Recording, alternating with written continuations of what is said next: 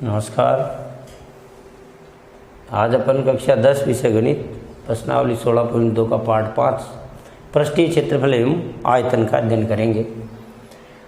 बेलन का पृष्ठीय क्षेत्रफल एवं आयतन हमारा अगला टॉपिक था। बेलन का पृष्ठीय क्षेत्रफल और आयतन समझते हैं। देखो बेलन क्या है। हमारे घर में जो पाइप है बेलन है, ये पेन है, ये बेलन है। हमारी पानी की जो गोल टंकी है बेलन है। अब इस बेलन के देखो क्या भाग हैं। देखो ये घुमावदार जो पृष्ठ है इसको बोलते हैं वक्र पृष्ठ। क्या बोलते हैं? पृष्ठ, वक्र पृष्ठ या पृष्ठीय क्षेत्रफल के नाम से बोलेंगे इसको, वक्र पृष्ठ। ये दो भाग हैं, वो वृत्ताकार भाग है। ये भी ऊपर भी वृत्त के आकार का, नीचे भी वृत्त के आकार का। तो संपूर्ण पृष्ठीय क्षेत्रफल में अपन वक्र पृष्ठ का क्षेत्रफल और दोनों वृत्ताकार भागों का क्षेत्रफल जोड़ेंगे संपूर्ण पृष्ठीय में। और वक्र पृष्ठीय क्षेत्रफल में हमारे जो ये घुमावदार पृष्ठ है इसका क्षेत्रफल जोड़ेंगे। आयतन, आयतन का मतलब है कि ये हमारे अंतरिक्ष में कितना स्थान घेरता है ना, ये इसका आयतन है। यानी इससे बेलन में कितना पानी भरा जाएगा। जैसे पानी की टंकी हमारी वृत्ताकार, तो उसमें कितना पानी भरा जाएगा, कितना तेल भरा जाएगा। जैसे ये पेन है, इसमें कितनी स्याही भरी जाएगी, वो आयतन है। तो अपन ये 2-3 सूत्र हैं, इनके बारे में अपन बात कर लेते हैं। देखो बेलन की डिजाइन हमें ऐसी बनानी पड़ेगी। ये बेलन है, ये बेलन है।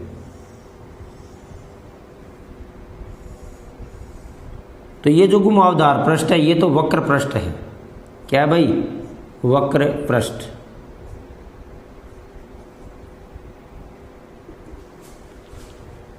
वक्र पृष्ठ। और ये हमारा वर्ताकार भाग है, वर्ताकार पृष्ठ है। क्या है भाई? वर्ताकार पृष्ठ है। और इसको पार्श्व पृष्ठ भी बोलते हैं, पार्श्व, पार्श्व पृष्ठ भी बोलते हैं। देखो इधर हमारे इस वर्ताकार भाग की जो त्रिज्या है वही हमारे बेलन की त्रिज्या है। इसे r द्वारा लिखते हैं। कैसे लिखते हैं भाई? r द्वारा।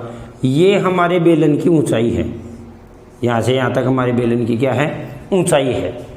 तो त्रिज्या और ऊंचाई दी गई होंगी।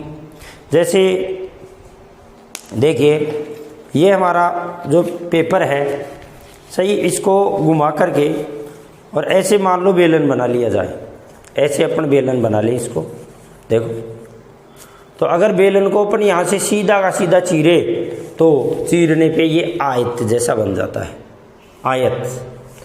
तो देखो इधर ये हमारा जो वर्ताकार भाग है, वर्त की परिधि पढ़ने पड़ ली 2πr, और ये इसकी ऊंचाई है, ये इसकी ऊंचाई है। तो ये तो हो गई 2πr और ये हो गई ऊंचाई। अब आयत का क्षेत्रफल क्या होगा? लंबाई गुना चौड़ाई, लंबाई गुना चौड़ाई। तो 2πr इंटू h। तो इसका सूत्र, वक्र पृष्ठ का सूत्र क्या बना? 2πrh, 2πrh। तो आपको तो याद रखने हैं, सूत्र बनाने नहीं हैं।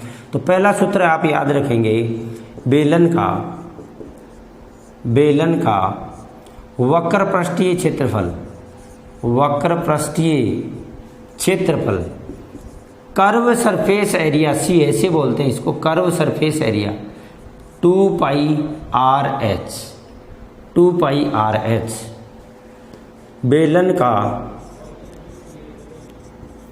बेलन के वृत्ताकार भाग का क्षेत्रफल, वर्ताकार भाग का क्षेत्रफल क्या हो जाएगा भाई? वर्त है तो वर्ताकार भाग का πr², πr²। ये वक्र पृष्ठ का क्षेत्रफल तो क्या हो जाएगा? 2πrh। मतलब ये वक्र पृष्ठ है, ये तो क्या है भाई? 2πrh। ये वर्ताकार भाग है, ये क्या है भाई? πr²। और ये वर्ताकार भाग भी क्या है भाई? πr²। ये r है ना, ये r है। और इस पूरे का क्षेत्रफल क्या है? πr²। अगर हमें संपूर्ण पृष्ठीय क्षेत्रफल ज्ञात करना हो तो 2πrh में πr² और πr² जुड़ जाएगा। πr², 2πr² हो गई। तो देखो कैसे जुड़े, 2πrh में pi are square 2 pi are square जो 2 पाई सब में कॉमन है, 2 पाई आर कॉमन है तो क्या बचा भाई एच प्लस आर। यहाँ 2 पाई आर ये कॉमन ले लिया तो क्या बचा एच, 2 पाई आर लेकिन आर स्क्वायर है तो आर बच गया। तो ये हमारा संपूर्ण पृष्ठीय क्षेत्रफल हो गया। तो आप याद कर लेंगे बेलन का संपूर्ण पृष्ठीय क्षेत्रफल 2 pi R H plus are, 2 pi R H plus are, 2 pi R H plus r. याद हो गया होगा, याद कर लें भी। अरे वर्त का तो पहले ही आता था आपको, वर्त चाहे बेलन के लगा हुआ चाहे अलग से वो पाई आर स्क्वायर होगा। वक्र पृष्ठ का क्षेत्रफल 2 पाई आर एच, तो एक तो ये याद करना है 2 पाई आर एच, और ये है देखो 2 पाई आर कोष्ठक में H plus are, 2 pi R यहाँ एच है बस एच प्लस आर। संपूर्ण पृष्ठीय क्षेत्रफल ज्ञात करना हो तो H plus are, 2 pi R H plus R. वक्र पृष्ठ का ज्ञात करना है तो 2 पाई आर। इसको टोटल सरफेस एरिया बोलते हैं, टीएसए, टोटल सरफेस एरिया, वो कर्व सरफेस एरिया वक्र पृष्ठीय क्षेत्रफल।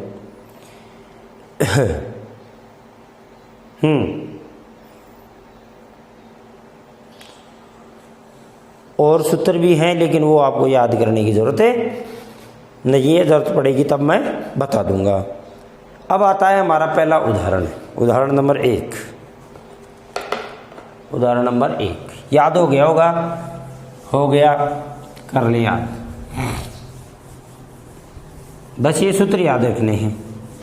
एक खोखला बेलन होता है, खोखला बेलन कैसा होता है, जैसे बड़े बड़े पाइप होते हैं, उनमें देखा होगा बड़े पाइप हो और उसके इतना मोटा दड़ हो ना, बीच में से चाहे पानी निकल जाए है ना, तो बाहर का पृष्ठ और अंदर का पृष्ठ दोनों पृष्ठ होते हैं उसके, है ना। तो बाहर वाला जो पृष्ठ है उसमें से अंदर वाला घटा देंगे तो किसका बचेगा, उसका आयतन बच जाएगा। मतलब बड़े बेलन का आयतन माइनस छोटे बेलन का आयतन। तो वो सूत्र याद करने की जरूरत नहीं है, अपन साथ में ही कर लेंगे उसको। तो अब आता है हमारे एक प्रश्न है, यह लिख लेते हैं खोखले बेलन का।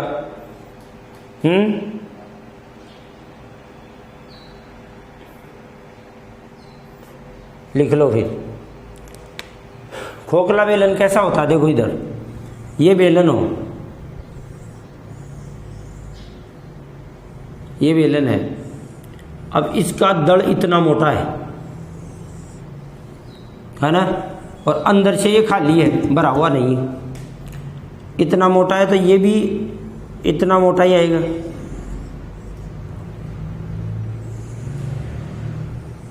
ये भी इतना मोटा ही आएगा। ये त्रिज्या मान लो, बड़े वाले की त्रिज्या को R1 मानेंगे अपन, और छोटे वाले की त्रिज्या को R2 मानेंगे। ऊंचाई तो दोनों की सेम ही होगी, ऊंचाई तो दोनों की सेम ही होगी। तो इसके भी आप दो सूत्र याद रख लें, एक तो आयतन का और एक संपूर्ण पृष्ठीय क्षेत्रफल का। संपूर्ण पृष्ठीय क्षेत्रफल लड़को लंबा हो गया इसका। एक तो बाहर का वक्र पृष्ठ, वर्ताकार भाग में ये खोखला है तो पूरे वर्ताकार भाग में से ये घटेगा, पूरे वर्ताकार भाग में से ये घटेगा, सही ना। तो फिर सूत्र बन जाएगा इसका। और आयतन में क्या है, बड़े बेलन का आयतन माइनस छोटे बेलन का आयतन। जैसे मान लो लकड़ी का बना हुआ हो है खोखला बेलन, तो बाहर वाले यानी बड़े बेलन के आयतन में से छोटे बेलन का आयतन घटा देंगे। लिखो खोखला बेलन, लिखो खोखला बेलन।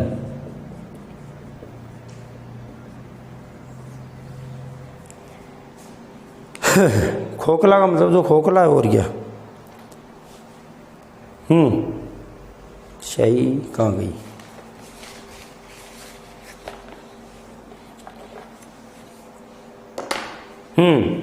लिखो, माना खोखले बेलन की बाह्य त्रिज्या, माना खोखले बेलन की बाह्य त्रिज्या R1, बड़ी त्रिज्या को R1 मानना है, वह आंतरिक त्रिज्या या अंदर की त्रिज्या, आंतरिक त्रिज्या R2 वह ऊंचाई h है, वह ऊंचाई h है, तब बताओ सीधे सूत्र लिख दूं या बना के लिखाऊं? बना देता हूं सूत्र, है ना। आपको तो केवल लास्ट में मैं हाईलाइट करूं, वो याद रखना है। देखो नंबर 1, खोखले बेलन का आयतन, खोखले जिंदगी में काम आ जाएगा, अब नहीं आएगा तो खोखले बेलन का आयतन क्या हो जाएगा भाई? देखो बड़े बेलन का आयतन माइनस छोटे बेलन का आयतन, बस यही सूत्र है। बड़े बेलन का आयतन माइनस छोटे बेलन का आयतन, छोटे बेलन का आयतन, छोटे बेलन का आयतन। बड़े बेलन का क्या होगा? पाई, बताओ क्या होता है? Pi are square h, pi are square h होता है, पाई आर स्क्वायर एच। और इसका भी क्या आएगा भाई? पाई आर स्क्वायर एच। देखो बड़े बेलन की त्रिज्या क्या है? R1, तो अपन क्या कर देंगे? R1 square H. छोटे बेलन आंतरिक त्रिज्या का मतलब है छोटे बेलन की त्रिज्या कितनी है भाई? R2 square H. क्लियर? बड़े बेलन के आयतन में से छोटे बेलन का आयतन घटाना है, तो बड़े बेलन की त्रिज्या कितनी है? R1, लिख दिया ना भाई ये त्रिज्या, और छोटे बेलन की त्रिज्या क्या है? R2, लिख दिया ना R2।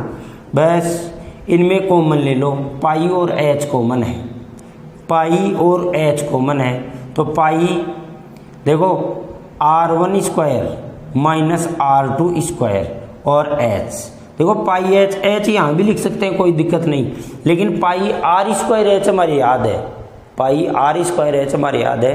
तो यदि बेलन खोखला है तो आर की जगह हमारी क्या आएगा?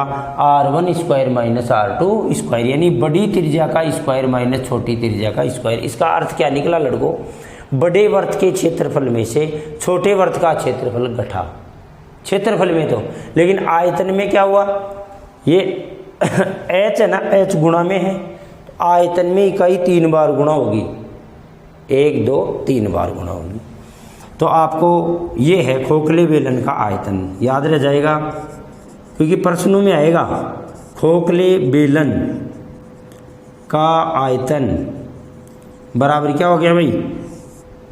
तो मैंने इसलिए पहले थोड़ा सा मना कर दिया था भाई, क्या जरूरत है इसकी। बड़े बेलन के आयतन माइनस छोटे बेलन का आयतन, बस आपके अपने आप ये सूत्र बनता चला जाएगा, आंसर ही आ जाएंगे। तो ये हमारे किसका आयतन है? खोखले बेलन का, जो बीच में से कैसा है? खोखला है।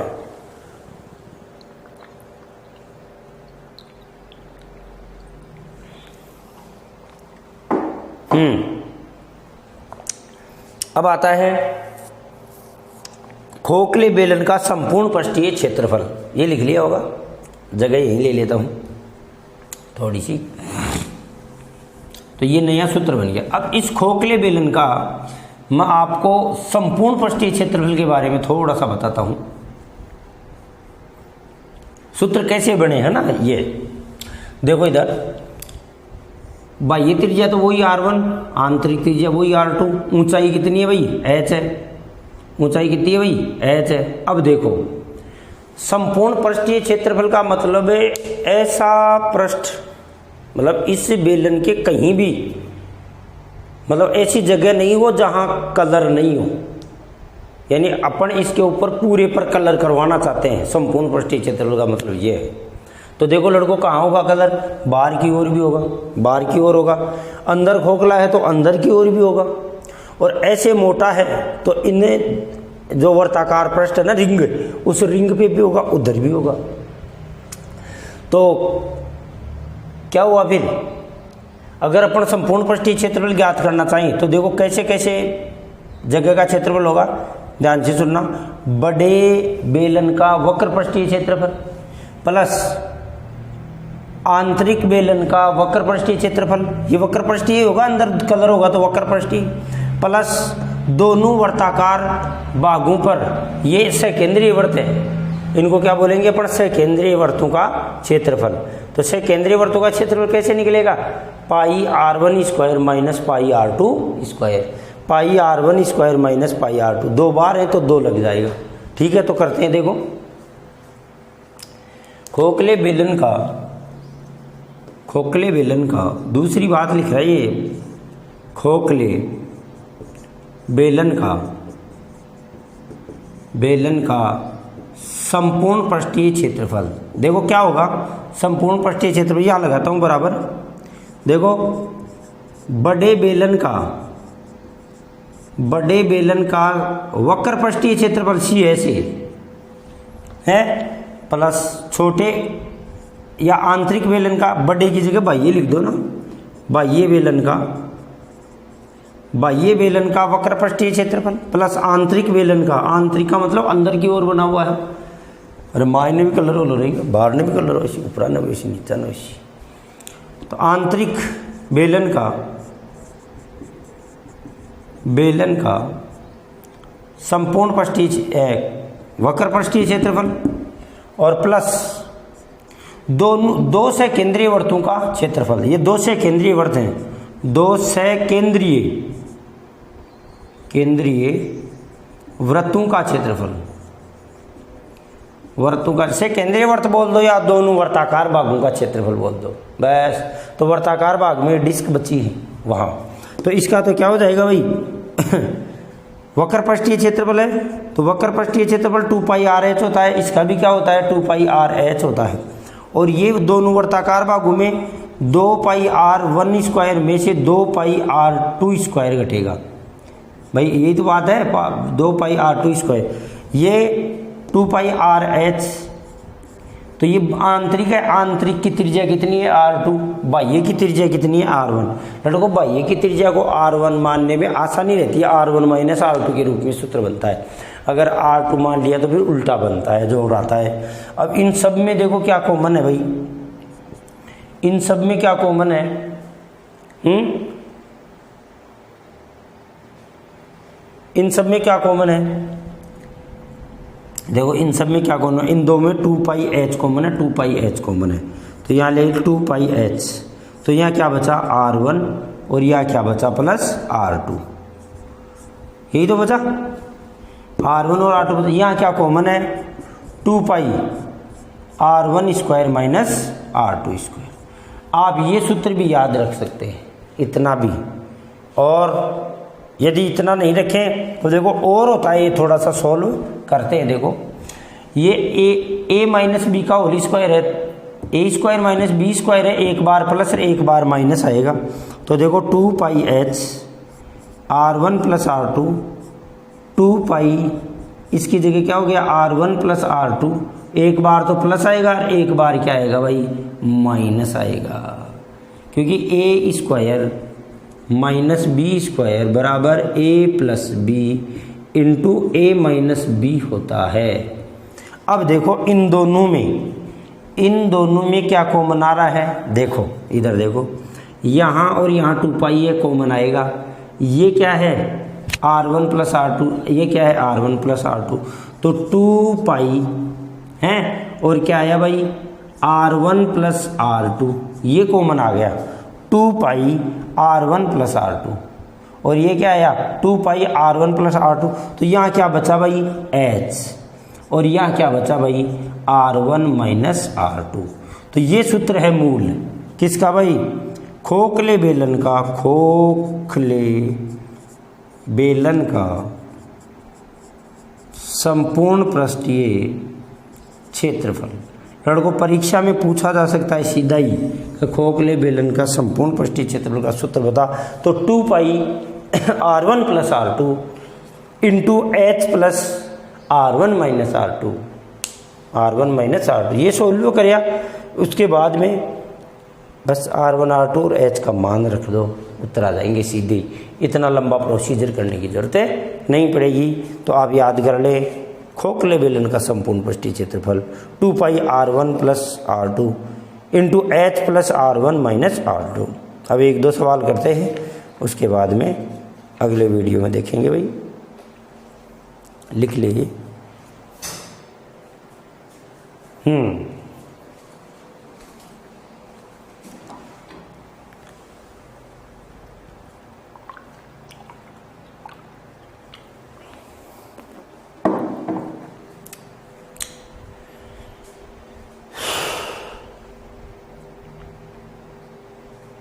चले उदाहरण चलते हैं एक दो।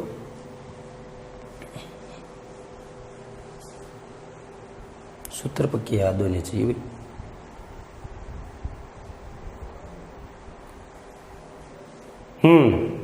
पहला उदाहरण है एग्जाम्पल नंबर 1।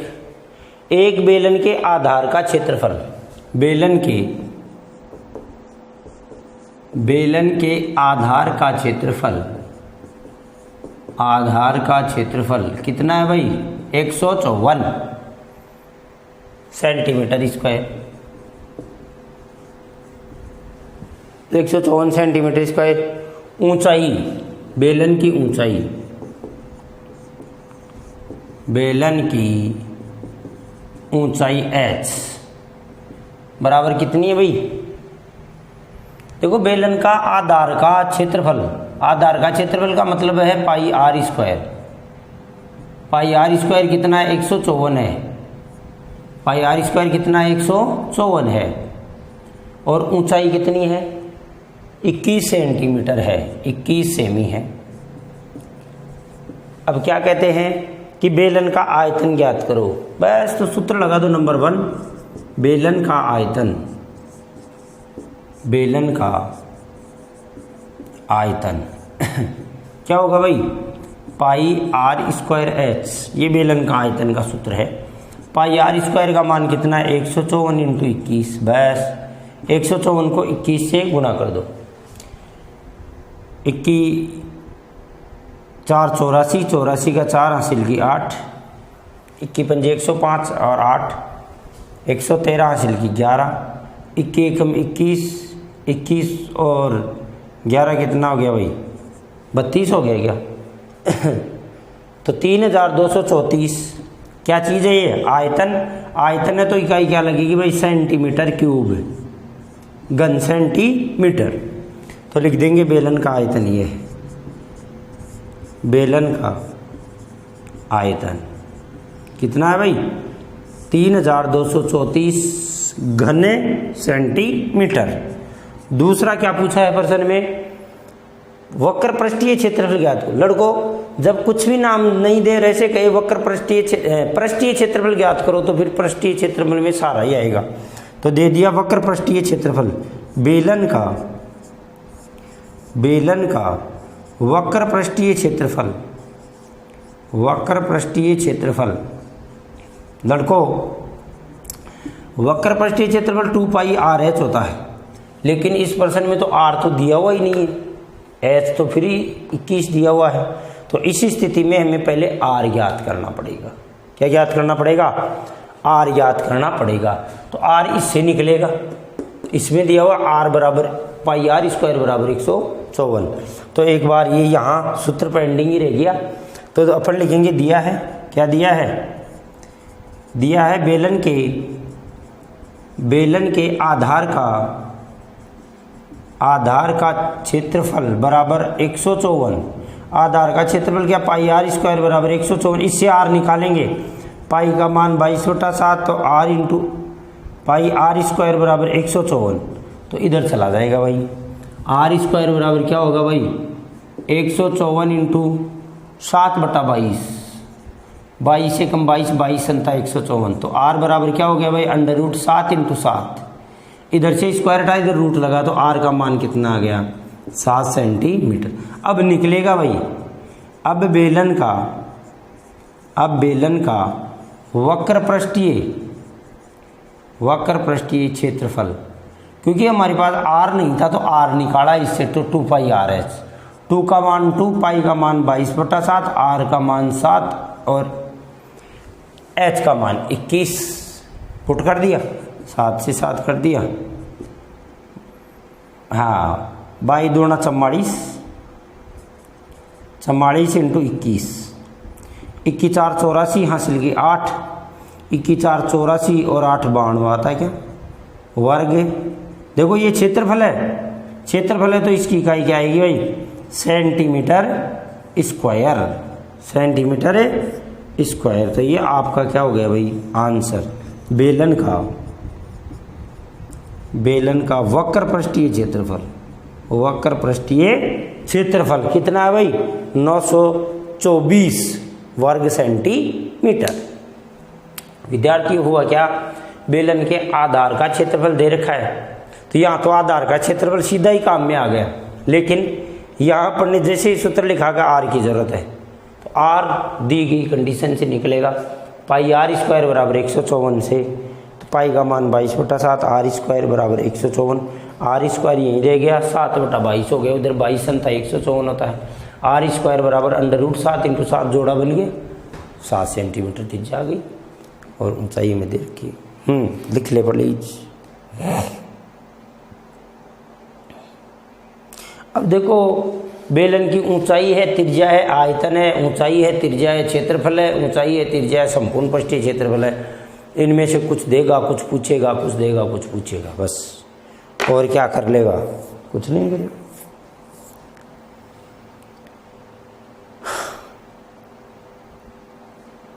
दूसरा उदाहरण,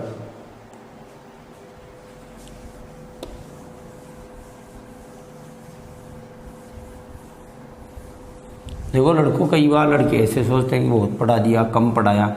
अरे आपको तो पढ़ते रहना है, बस बातें करनी नहीं। एक बेलन की ऊंचाई 11 सेंटीमीटर है। एग्जाम्पल नंबर 2, बेलन की ऊंचाई h बराबर 11 सेंटीमीटर, 11 सेंटीमीटर। उसका वक्र पृष्ठीय क्षेत्रफल, बेलन का वक्र पृष्ठीय क्षेत्रफल, बेलन का वक्र पृष्ठीय क्षेत्रफल, आ जाइए प्लीज।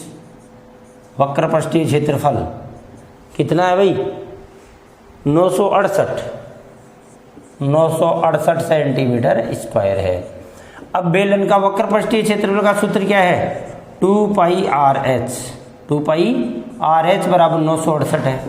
अब देखो RH का मान 11 है, तो 2 × 22/7 इंटू R × 11 बराबर 968। अब बताओ इस प्रश्न में क्या पूछेगा कि त्रिज्या याद करो, और क्या पूछेगा, तो त्रिज्या बराबर क्या हो गया 968 गुणा, अब 7 ऊपर आ जाएगा और बाकी 2 × 22 × 11, 2 × 22 × 11 ये नीचे चला जाएगा। तो अब R बराबर 11 से काट दो, 11 एकम 11, 11 8 88, 96 में से 88 गए तो 8 बचे, तो फिर 11 8 88, फिर 22 एकम 22, 22 88, 2 एकम 2, 2 दूनी 4, तो R बराबर 2 × 7, तो R बराबर कितना भाई 14 सेंटीमीटर। तो अपन लिखेंगे बेलन की त्रिज्या R बराबर, बेलन की त्रिज्या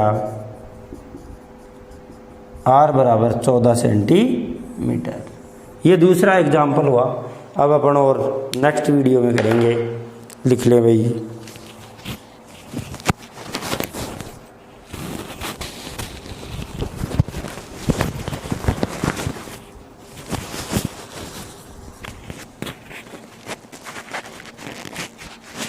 लिख लिया होगा।